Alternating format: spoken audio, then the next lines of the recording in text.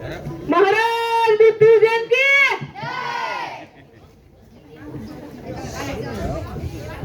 આજના દરબારમાં કઈ વિશેષ કામગીરી ખરી? જી ના મહારાજ, આજના દરબારમાં કોઈ વિશિષ્ટ કામગીરી નથી. તો આજ દરબારમાં ડાયરો જમાવો. તો મહારાજ, મારું સૂચન છે કે પવિત્ર શ્રાવણ માસ ચાલી રહ્યો છે, તો આપણા ડાયરાની શરૂઆત ભોળાનાથને યાદ કરીને કરીએ. આજ્ઞા છે. જટાતળી ગલત જલત જરા હકારી પક્ષને તરેવલમ દલમ બીજમ ભુજંગ તુંગ માલિકા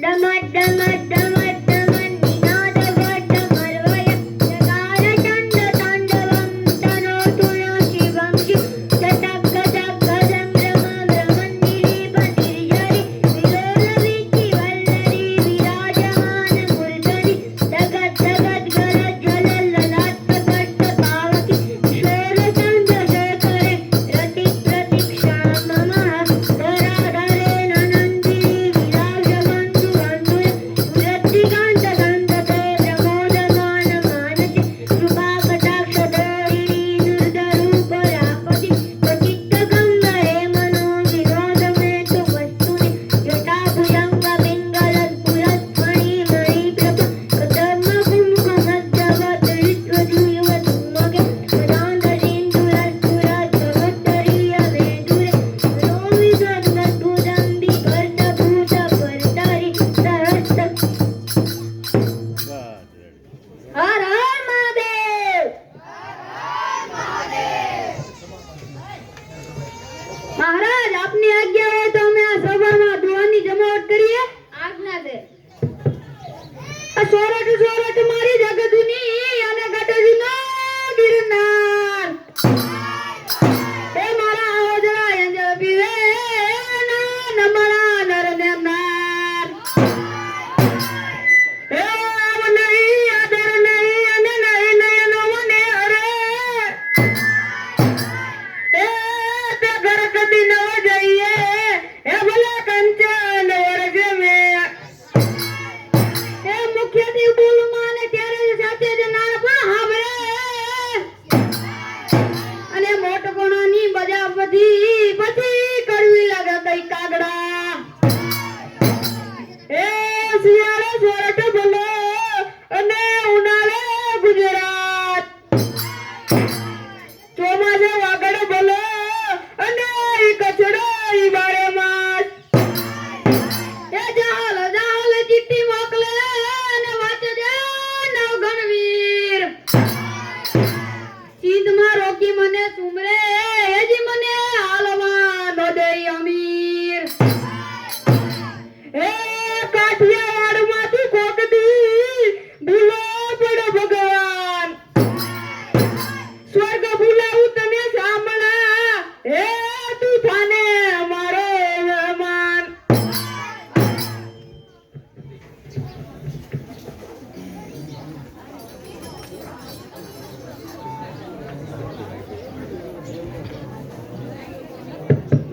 સેનાપતિ, મારે મહારાજને મળવું છે.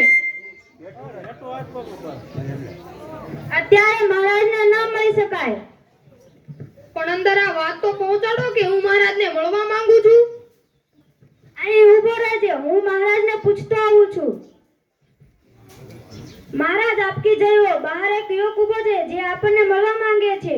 એમને ના પાડી દો કે મહારાજ પાસે સમય નથી. મહારાજ પણ એ આપણને મળવા માટે જીદ કરે છે. મહામંત્રી, જઈને તપાસ કરો કે એવો જિદ્દી યુવક કોણ છે. જી મહારાજ, હું જઈને તપાસ કરું છું. હા યુવક, બોલ, તારે શું જોઈએ છે? તે તને ફટાફટ આપી દઉં ને અહીંયાથી તું નીકળ. મારે એવું મફતનું કશુંય નથી જોઈતું. મારે તો મારી મહેનતનું જોઈએ. માટે તમે મને મહારાજને મળાવો. ઠીક છે, ઠીક છે. મહારાજની જય. મહારાજ, બહાર એક સ્વાભિમાની યુવક આવ્યો છે. તે આપને મળવાની જીદ કરે છે. ઠીક છે, એમને આવવા દો. સેનાપતિ, તેમને મોકલો. તમે જઈ શકો છો. મહારાજ કી જય હો. ઠીક છે, તું તારી કામની વાત કર. મેં તમને પહેલા પણ ન કીધું મહામંત્રી, મારે એવું મફતનું કશુંય નથી જોઈતું. મહારાજ, હું નહોતો કહેતો તે સ્વાભિમાની યુવક લાગે છે. સ્વાભિમાની યુવક? તે તમે કઈ રીતે કહી શકો છો? તેને કોઈ પણ વસ્તુની લોભ લાલચ નથી. તે મારા જ તમે સ્વયં નક્કી કરો તો વધારે સારું છે હો. યુવક, સાંભળ્યું છે કે તું ખૂબ જ સ્વાભિમાની છે, તો બોલ, તારે કઈ તો તારે મારી પાસેથી શું અપેક્ષા છે? જી મહારાજ, મારે તો બીજાને મદદરૂપ થવા માટે મારા જ્ઞાનથી કમાયેલું અન્ન ભેગું કરવું છે. પણ આ અન્ન ભેગું કરીને કરીશ શું? હું આ અન્નને ગરીબોમાં વહેંચી દઈશ. વાહ, ધન્ય છે તારી સમજણને. તો બોલ, કઈ રીતે તારી બુદ્ધિની શક્તિ બતાવવા માંગે છે? મહારાજ, હું આપની તો કસોટી કરવા માંગતો નથી, કારણ કે આપ તો સ્વયં મહારાજ જ્ઞાની છો, પરંતુ આપના દરબારીઓ અને આપના રાજ્યના ઘણા લોકો અહીં હાજર છે, તેમને થોડાક પ્રશ્ન પૂછવા માંગુ છું. જો તે પ્રશ્નોના જવાબ સાચા આપશે તો હું માનીશ કે આપના રાજ્યમાં પણ બુદ્ધિશાળી અને જ્ઞાની લોકો છે. હા હા મહારાજ, પૂછવા દો, આજે થઈ જાય ખરા ખરીનો ખેલ. તો યુવક, પૂછ તારો પહેલો પ્રશ્ન. મહારાજ, મારો પહેલો પ્રશ્ન એ છે કે પોણીસો દાદા કે પોણાસો?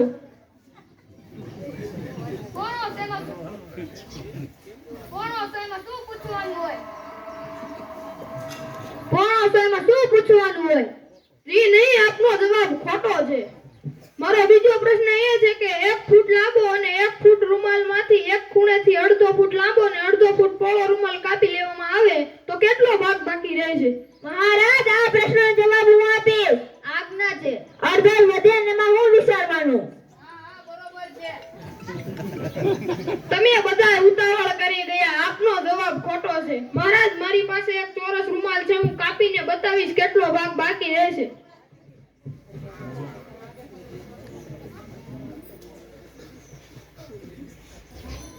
આ એક ભાગ કાપીને અડધો ફૂટ લાંબો અડધો ફૂટ પહોળો. કેટલો ભાગ બાકી?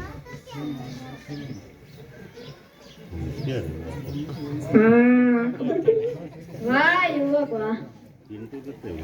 મહારાજ, મારો ત્રીજો પ્રશ્ન એ છે કે એક કપડાને તડકામાં સુકાતા 5 મિનિટ લાગે છે, તો તેવા 10 કપડાને તડકામાં સુકાતા કેટલો સમય લાગશે? આનો જવાબ હું આપીશ મહારાજ. આજ્ઞા છે. અરે આમાં કાંઈ નથી. એક કપડાને 5 મિનિટ લાગે તો 10 કપડાને સુકાતા 5 દાનને 50 મિનિટ લાગે. એ મૂર્ખાઓ, બધા કપડા સાથે સુકવ્યા તો 5 મિનિટમાં સુકાઈ જાય. મારો ત્રીજો પ્રશ્ન એ છે કે 1 કિલો રૂ અને 1 કિલો લોખંડમાંથી કોનું વજન વધારે હશે? મહારાજ, આનો જવાબ હું આપીશ. આજ્ઞા છે. હા હા હા હા. આવો તે કઈ પ્રશ્ન હોય? રૂ કરતા લોખંડ જ ભારે હોય ને? હા બરોબર છે. એ મૂર્ખાઓ, બધા બે 1 કિલો જ કહે છે એટલે બધું સરખું જ થાય. તમે તો મારું નાક કાપ્યું. એકાદો તો સાચો જવાબ આપો. અને આમાંથી જેટલાય જવાબ દીધો હતી ને તો બોલતા જ નહીં. હવે આને કોઈ કાને એમને પણ પૂછી લઉં. બે બસ અમરેલીથી એક સાથે ઉપડે છે, એક છે લાલ અને એક છે લીલી. લાલ બસને રાજકોટ પહોંચતા 2 કલાક લાગે છે અને લીલી બસને રાજકોટ પહોંચતા 120 મિનિટ લાગે છે. તો કઈ બસ રાજકોટ પહેલા પહોંચી જશે? એમાં હું વિચારવાનું? લાલ જ પૂકી જાય ને? અરે તને કઈ ખબર નથી પડતી? લીલી બસ જ પહેલા પૂકી જાય ને. હદ કરી છે તમે તો. હવે મહામંત્રી, તમે જ જવાબ આપજો. જી મહારાજ, પૂછ્યો પ્રશ્ન મને. 10 સિક્કાની 10 થપ્પી છે.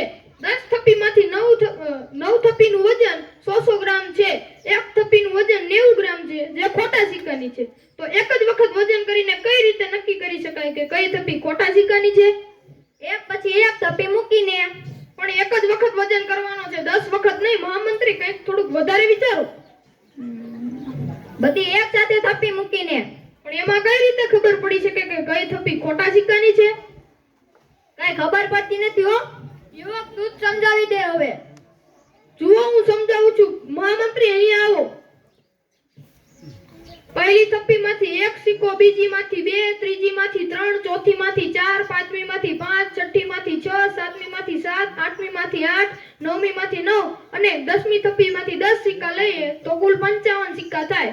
55 સિક્કાને 10 લેખે ગણીએ તો 550 ગ્રામ થાય. 550 ગ્રામમાં જેટલા ગ્રામ ઓછા રહેશે તેટલામાં નંબરની થપ્પી ખોટા સિક્કાની હશે. મારું આ તો મેં વિચાર્યું જ નહોતું. બસ યુવક, બસ. વધુ પ્રશ્ન પૂછીને હું મારા દરબારનું નાક કપાવવા નથી ઈચ્છતો. મને ખાતરી થઈ ગઈ છે કે અહીંના દરબારીઓ કરતા તારું જ્ઞાન અને તારી બુદ્ધિ ખૂબ સારી છે. પણ પહેલા એ કે તું ક્યાં ભણેલો છો કે તને આવું જ્ઞાન અને સ્વાભિમાનના ગુણ મળે છે? મહારાજ, હું આપના રાજ્યના છેવાડાની નવા ઉજળા સરકારી પ્રાથમિક શાળામાં ભણેલો છું. સરકારી શાળામાં? વાહ, અને આવું જ્ઞાન. અને અને દરબારીઓ તમે ક્યાં ભણેલા છો? મહારાજ બાજુમાં આવેલી પ્રાઇવેટ સ્કૂલમાં. એટલે જ આવો છો. મારી જ ભૂલ થઈ ગઈ. મારે તમારી માર્કશીટના ટકા જોઈને જ મેં તમને દરબારમાં રાખી લીધા. મારે તમારું જ્ઞાન ચકાસવાની જરૂર હતી.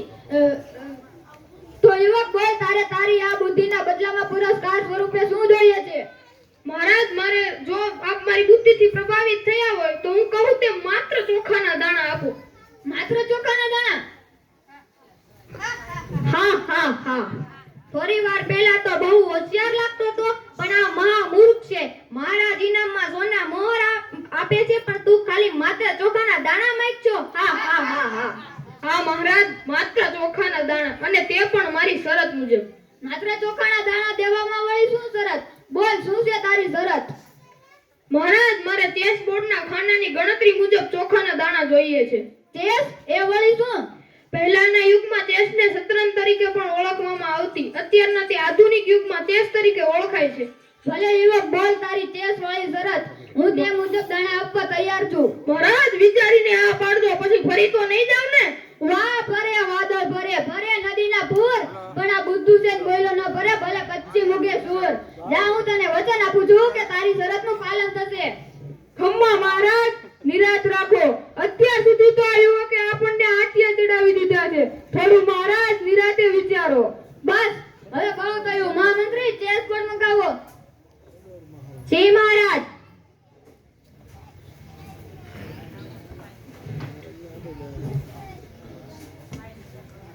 મહારાજ, ચેસ બોર્ડ આવી ગયો. યુવક, તારી શરત મુજબ માંગણી કર.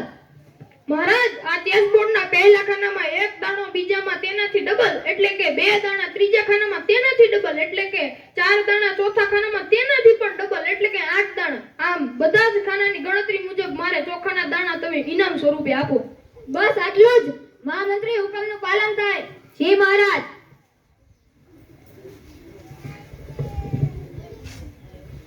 પહેલા ખાનામાં 1, બીજા ખાનામાં 2, ત્રીજા ખાનામાં 4, ચોથા ખાનામાં 8, પાંચમા ખાનામાં 16, છઠ્ઠા ખાનામાં 32, સાતમા ખાનામાં 64, આઠમા ખાનામાં 128, નવમા ખાનામાં 256, દસમા ખાનામાં 512, 11મા ખાનામાં 1024, 12મા ખાનામાં 2048, 13મા ખાનામાં 16096, 14મા ખાનામાં 8042, 15મા ખાનામાં 16348, 16મા ખાનામાં 32378.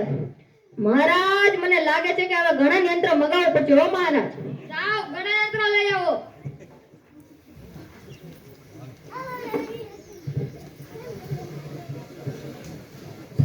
લ્યો મહામંત્રી.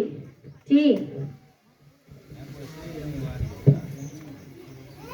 17મા ખાનામાં 65536, 18મા ખાનામાં 1,31,072, 19મા ખાનામાં 2,62,144, 20મા ખાનામાં 5,24,288, 21મા ખાનામાં 10,48,577, 22મા ખાનામાં 20,97,152, 23મા ખાનામાં 41,94,304, 24મા ખાનામાં 83,88,608, 25મા ખાનામાં 1,68,77,216.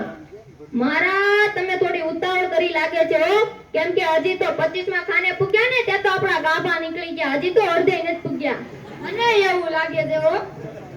મહારાજ, આમાં તો આપણા રાજમહેલના ચોખા ખાલી થઈ ગયા હો. રાજમહેલમાં ચોખા ખાલી થઈ ગયા હોય તો શું થયું? બાજુનું ગોડાઉન ખોલી નાખો અને આ પૂરું કરો. જી મહારાજ. મહારાજ, આમાં 42 પૂગ્યા ત્યાં તો આખા રાજ્યના ગોડાઉન ખાલી થઈ ગયા હો. આપત્તિ સમયનો ઝટકો પણ વાપરી નાખો. જી મહારાજ.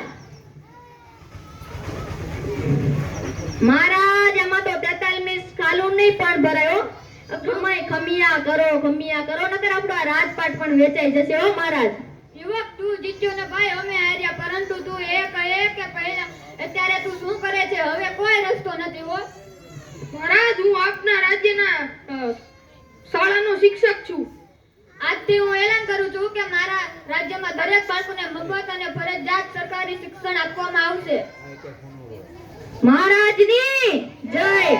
તો છેલ્લા ખાનામાં 1,84,1,648 કરોડ ટન ચોખા થાય છે. તો ભારતનું વાર્ષિક ઉત્પાદન 12 કરોડ ટન છે. તો ભારતના